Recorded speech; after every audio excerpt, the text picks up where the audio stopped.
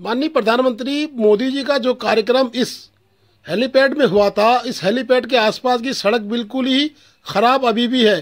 कई वर्षों पूर्व हम एक बार बीआरओ के द्वारा बताए गए उद्घाटन समारोह में गए थे, परंतु वहाँ भी सड़क की स्थिति यही पाई गई थी। देखिए किस तरह की ये सड़क है और मोदी जी प्रधानमंत्री की फ्लीट यहाँ से गुजरी है, धूल उड़ती रही। बीआरओ की मनमानी है कि एक डामरीकरण भी सड़क का अभी तक नहीं हुआ है। गांववासी लगातार धूल फाँक रहे हैं। प्रशासन के बड़े बड़े नुमाइंदे यहाँ आए थे, परंतु उन्होंने क्या देखा ये समझ में नहीं आया और क्या बीआरओ को वो लोग कह पाएंगे। अब देखिए मोदी जी किस तरह से आदि कैलाश पहुंचे। आदि कैलाश में उन्होंने प्रार्थना की, उसके उपरांत आदि कैलाश से स्वस्थ मन से यहाँ पहुंचे। उसके बाद धूल फाँकते हुए उनकी फ्लीट यहाँ से गुजरी। कितना अटपटा सा माहौल रहा। एक प्रधानमंत्री देश का आ रहा है और बीआरओ की इतनी बड़ी लापरवाही है। बीआरओ वैसे भी ब्यास में लेके गुंजी के लोगों को कुछ समझ नहीं रहा है। चाहे कई अन्य विवाद भी बीआरओ वहाँ पैदा करता है, परंतु इस फ्लीट की बात तो बीआरओ कम से कम रखता।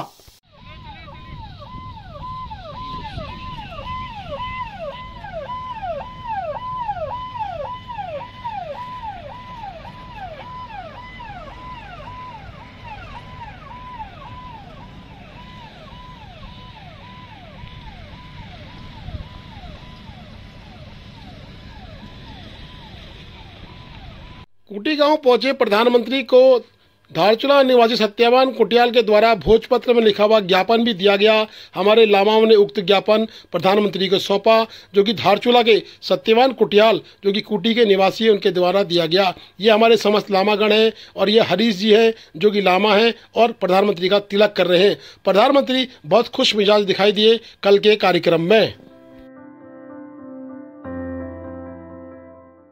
प्रधानमंत्री के कुमाऊं के उच्च स्तरीय हिमालय क्षेत्र ब्यास वैली के भ्रमण के बाद कहीं न कहीं कांग्रेस की व्याकुलता बढ़ गई है। कांग्रेस ने कहा है कि भाजपा के लोग हम पर आरोप लगा रहे हैं कि हम जनता के बीच में नहीं जा रहे हैं। इस पर कांग्रेस के प्रवक्ता ने बेबाक बयान दिया है। भाजपा नेताओं के द्वारा लगातार ये दावा किया जा रहा है कि उत्तराखंड का दौरा भाजपा के दिग्गज नेता लगातार कर रहे हैं। बड़े बड़े नेता, केंद्रीय नेता उत्तराखंड दौरे पर आ रहे हैं और कांग्रेस का कोई बड़ा नेता नहीं आ रहा है क्योंकि उसका कोई उत्तराखंड से लगाव नहीं है। बल्कि सच्चाई ये है कि भाजपा की लीडरशिप इस वक्त डरी सहमी बैठी है और उत्तराखंड अपनी खोई हुई सियासी जमीन वापस पाने के लिए आ रही है। इसलिए क्योंकि उनको पता है कि जनता के अंदर भारी आक्रोश है। उनको पता है कि इस वक्त एंटी इनकम्बेंसी की एक प्रचंड लहर उत्तराखंड में दौड़ रही है। बेरोजगारी, महंगाई, अंकिता भंडारी, भर्ती घोटाले, जोशीमठ भू धसाव, किसान की फसल नष्ट, कुछ ऐसे मुद्दे हैं जो भाजपा को लगातार बैकफुट पर करे हुए हैं। दौड़ता भागता सिर्फ वो नजर आता है जो डरा हो, घबराया हुआ हो। कांग्रेस पार्टी कछुए की भांति लगातार अपना जनाधार बढ़ाने का काम कर रही है। बड़े नेता जब समय सही होगा उस वक्त आएंगे, प्रचार प्रसार करने भी आएंगे, चुनाव के वक्त नेताओं के सपोर्ट में भी आएंगे। लेकिन भाजपा के दिग्गज नेता जो संवेदना का एक शब्द अंकिता भंडारी के लिए नहीं निकाल पा रहे हैं, वो उत्तराखंड के दर्द और मर्म को क्या समझें।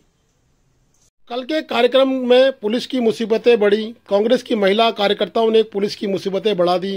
वो लगातार हेलीपैड स्थल की ओर रोड पर घेराव कर रहे थे और पुलिस के द्वारा उनको रोका गया, गिरफ्तार किया गया। महिला कांग्रेस की प्रदेश अध्यक्षा रितु वहाँ मौजूद थी, जिलाध्यक्ष रेडिया नंदा बिष्ट वहाँ मौजूद थी, अंजू लुंटी पहले नोटिस जा चुका है। इस तरह कांग्रेस के लोगों ने कहा कि भारतीय जनता पार्टी सोच रही कि प्रधानमंत्री केवल उनके हैं, लेकिन प्रधानमंत्री पूरे भारत के हैं और हम प्रधानमंत्री से मिलना चाहते थे, अपनी महिलाओं की बात रखना चाहते थे, परंतु प्रशासन ने हमें नहीं मिलने दिया। प्रशासन ने महिला उत्पीड़न किया। एक बहुत बड़ा कल विरोध कांग्रेस की तरफ से देखने को मिला।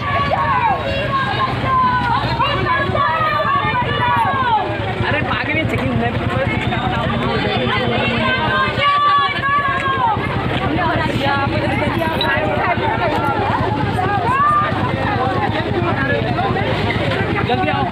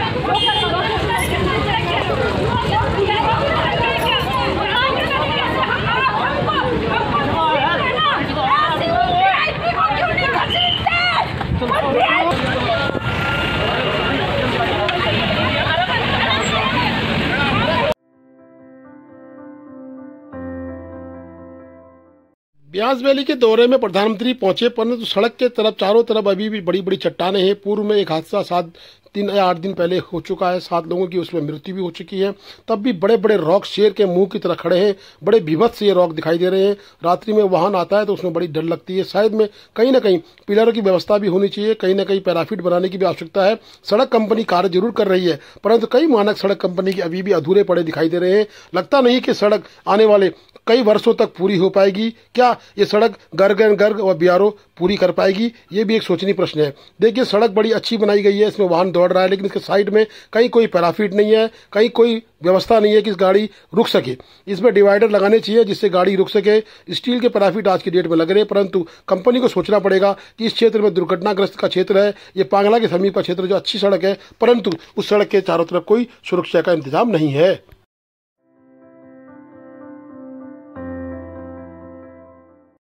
प्रधानमंत्री के दौरे को देखते हुए बीएसएनएल ने इतने दूरस्थ क्षेत्र में टावर स्थापित कर दिया, आदि कैलाश में भी घंटी बजा दी, गुंजी के लोगों को भी खुश कर दिया। अब देखना क्या बीएसएनएल इसको स्थापित करवाएगी। हमारी बीएसएनएल के महाप्रबंधक से बात हुई, मदन सिंह निरकुफा, उन्होंने कहा कि बीएसएनएल इसको स्थायी कर रही है और बीएसएनएल गुंजी में अपनी सेवाएं लगातार बहाल करेगी। अब देखना कि बीएसएनएल का वादा कितना सच्चा साबित होता है। यहाँ पर हमारे मुख्य महाप्रबंधक ने ये डिसाइड कर दिया है कि ये जारी रहेगा। यहाँ पर हमारा जो बीओपी और जो हमारे जवान लोग रहते हैं, इन लोगों को सेवाएं देने का हमारा पहले से एक प्लान था बीओपी प्रोजेक्ट के तहत। तो उसमें हम लोगों को एक टावर पहले से लगाना था। तो अब हम लोगों ने ये डिसाइड किया कि इसको तो लगाएंगे, बाद में तो हम इनके साथ अच्छी भूमि चयन करते हुए एक परमानेंट टावर लगाएंगे। ये थोड़ा सा एक टेम्पोररी क्विकली हमने लगाया था इस विजिट के दौरान पे, और ये हम लोगों ने डिसाइड किया कि जारी रहेगा। इतनी सारी अपनी यहाँ पर पुलिस जो सेना है और लोकल्स हैं, उनको सेवाएं हम लोग अच्छी से दे पाएंगे। जो हमारी 3 वैलियाँ हैं सीमांत से जुड़ी हुई, दारमा, चौदास और ब्यास, इन क्षेत्रों के लिए क्या प्लान है सर बीएसएनएल का? देखिए, बीएसएनएल का जो प्लान है और भारत सरकार का प्लान है कि जितने भी अनकवर्ड जो गांव हैं उनको 4G से हमको सेवाएं देनी है। तो हम लोगों ने इन सभी इलाकों में सारे जो दारमा, चौदास वैली हैं, इन लोगों में हम लोगों ने मुझे एग्जैक्ट काउंट अभी पता नहीं, पर 20 से 25 टावर हम लोगों ने प्रपोज किए हुए हैं उनके। और साथ में जो बॉर्डर आउटपोस्ट है आर्मी के, उनको भी कवर करना है पिथौरागढ़ पूरे जनपद में। तो वो 23 टावर उनके भी अलग से हैं।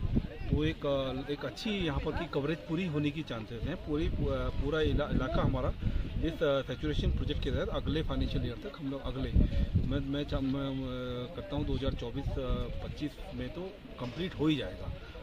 पूरा हमने चयन कर लिया, भूमि का चयन ये सब वगैरह प्रक्रिया में है। बीओपी के साथ भी हम लोग का पूरा चल रहा है, जितनी भी सेनाएं हैं और सेना, आईटीबीपी, एसएसबी, सबके साथ हमारा समन्वय चल रहा है। तो हम लोग भूमि चयन करेंगे और बीएसएनएल का टावर हम लोगों को लगाएंगे। Thank you sir. Please do like, share and subscribe DCL News.